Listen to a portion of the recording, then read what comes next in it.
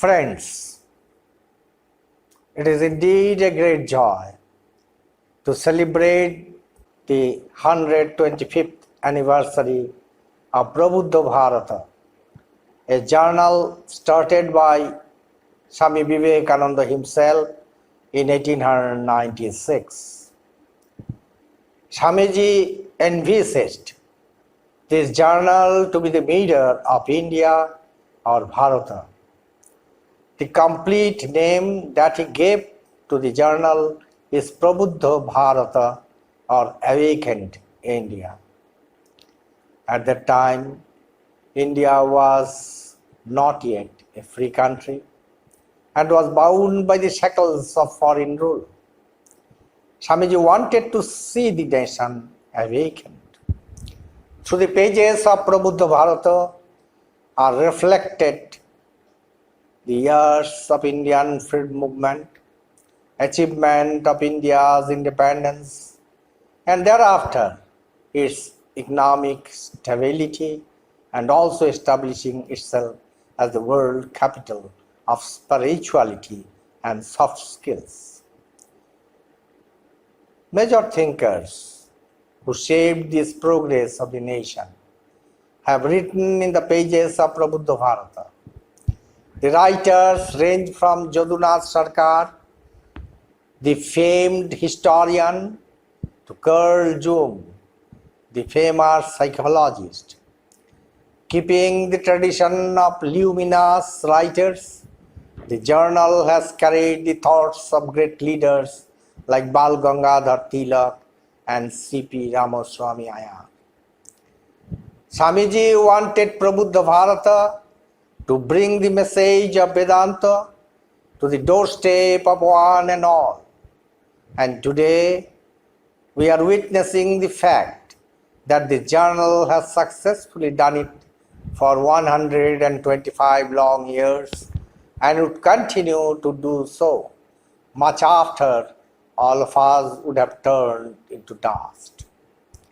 This journal is one of the longest running English monthly journals in the world and the oldest English monthly journal in India.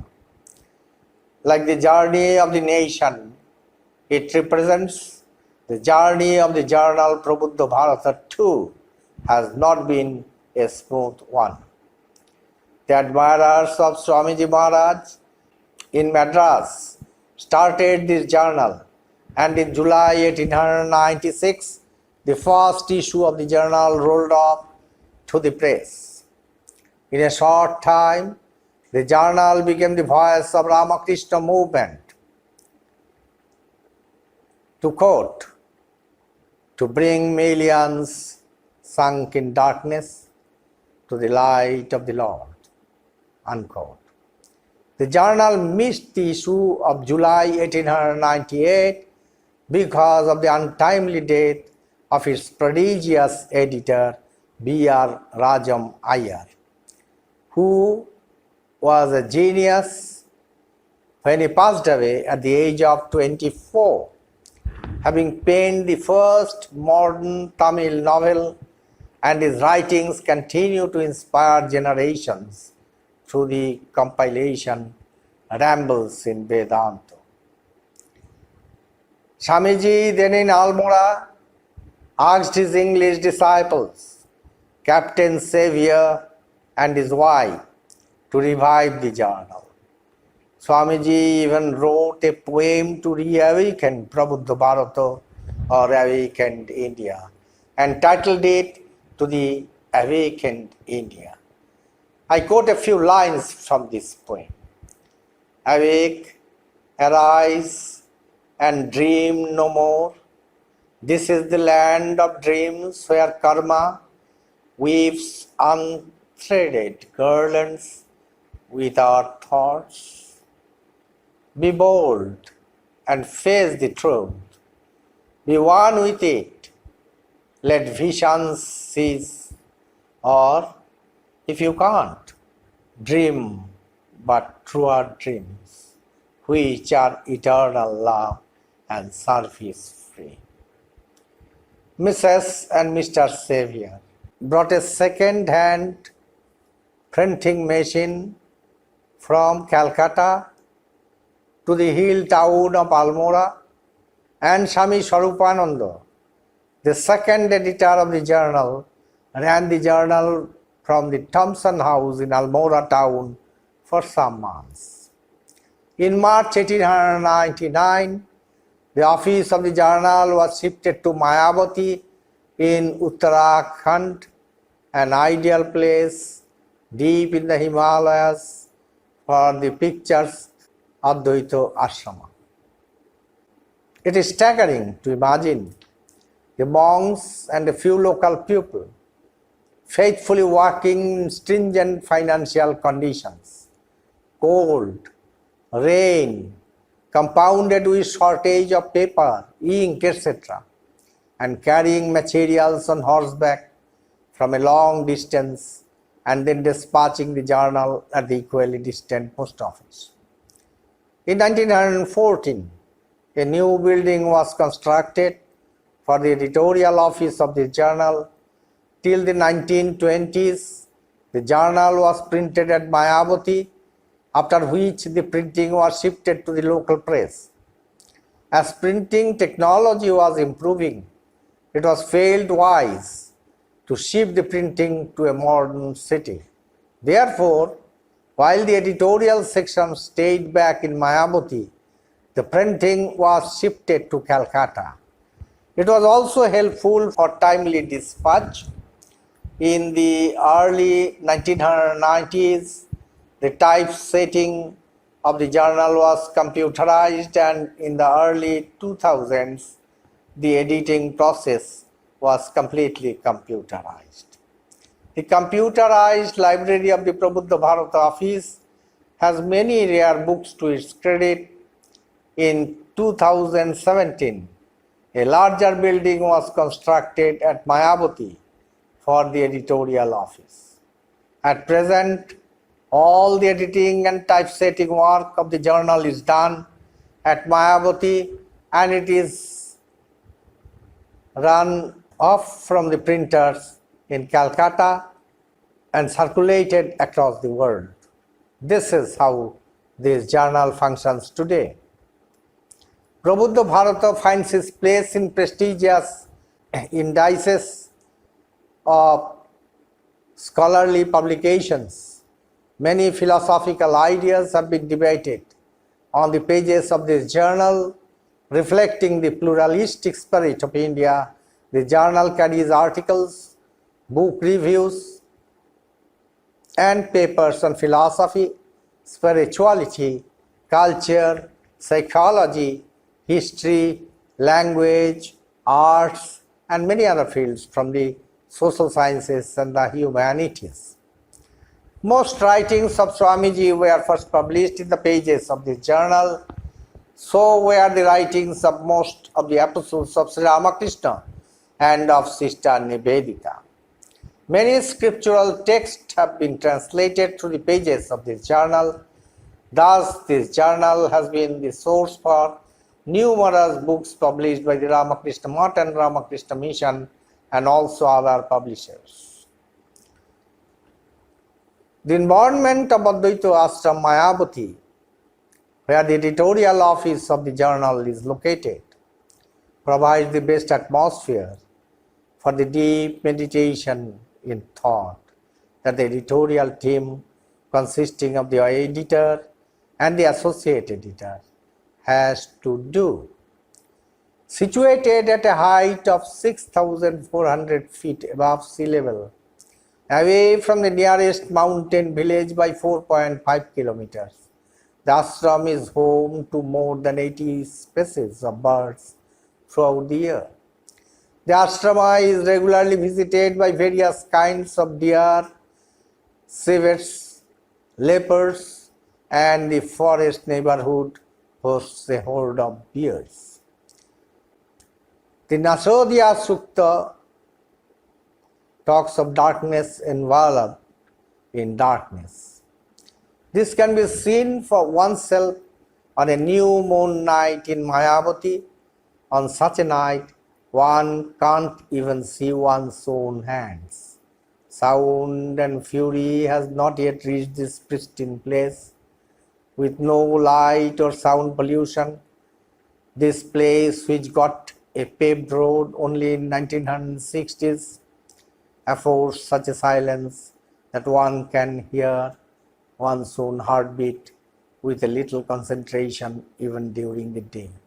Thus, every page of the journal is produced not just with linguistic or creative fineness, but out of the plunges into the deep within. However, it is quite difficult to work in such a remote location. The internet stops working every other day. There is huge snowfall twice or thrice a year. The monsoon wreaks havoc on the ashram every year. Everything has to be brought from afar, and most things are not available or cannot be serviced locally. Though every year things improve, it's a challenging atmosphere to work in, but the purity and sublimity of the place makes all this trouble an insignificant price to pay for such an atmosphere.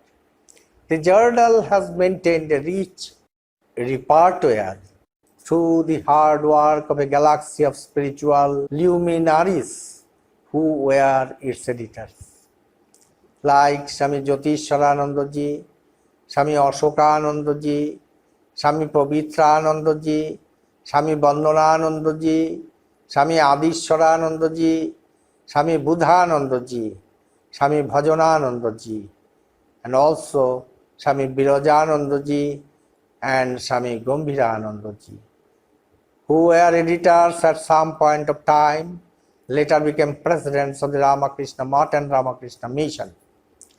The current editor is the 37th editor in 125 years. This frequent change of the editors maintains the freshness and originality of the journal. This journal has been published ceaselessly even during the two world wars and has continued so even during the difficult times of COVID-19 pandemic. The editorial team has not shied from using the best technology and the best practices in the production of the journal. In 2010, 114 years of the journal was digitized in a searchable DVD format. Later, the entire journal has been uploaded to an open source repository so that countless seekers of knowledge could be benefited by the gems of thoughts that have been published in this journal. In an era that is witnessing a fast decline in reading habits and in-depth reading, Prabuddha Bharata continues to carry through its pages thought-provoking ideas in a syncretic endeavor from across the world. Many scholars around the world look up to this journal for quality content. Serious research is encouraged through this journal. Even today, newly discovered material hitherto unpublished continues to crowd the pages of this journal. Swami Vivekananda wanted this journal to be an instrument in awakening the nation. When Swamiji named this journal, he wanted us to first have a good understanding of what Bharata or India was made up of, and then to engage in the exercise of awakening it. Swamiji said, I quote, "Now my one desire is to rouse the country, the sleeping Leviathan that has lost all faith in its power and makes no response. If I can wake it up to a sense of the eternal religion, then I shall know that Sri Ramakrishna's advent and our birth are fruitful." Unquote. We pray to Sri Ramakrishna, Holy Mother Sarada Devi, and Swami Vivekananda that let this journal continue to awaken the nation till it attains its well-deserved place as the Queen of all nations in the world. Before I wrap up, I must express our gratitude to those learned monks who have guided the destiny of Prabuddha Bharata all these years since its inception. And I would like to pray at the holy feet of Swamiji Maharaj that let all be happy, all be free from ailments, all be blessed with the vision of truth, beauty and goodness. Let misery touch none. In fine, before I take leave of you, I must express my heartfelt gratitude to Swami Shuddhidananda Ji, the present Adhyaksha of Mayavati Ashrama, for having so kindly remembered me on this occasion. Wish everyone all the best. Namaskar.